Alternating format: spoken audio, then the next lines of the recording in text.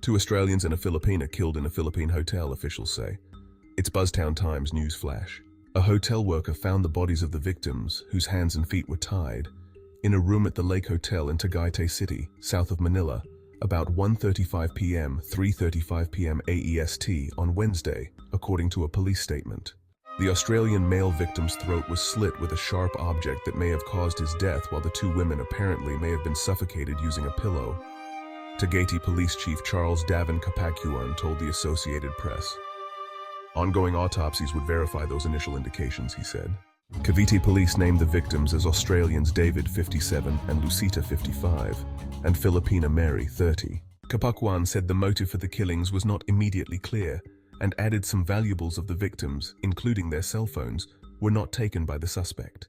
We were shocked by this incident, Tagaytay Mayor Abraham Tolentino said, apologizing to the families of the victims. We're very sorry to our Australian friends. We will resolve this as soon as possible. Investigators were interviewing witnesses and examining security cameras at the hotel, including footage that showed a man wearing a mask and a hoodie and carrying a sling bag who walked out of the victim's room a few hours before their bodies were discovered, Capagcuan said. A Filipino relative of the Australian woman told the AP that the Australian couple flew from Sydney to the Indonesian resort island of Bali for a vacation, then headed to the Philippines on Monday to visit her two children from a previous marriage in the country.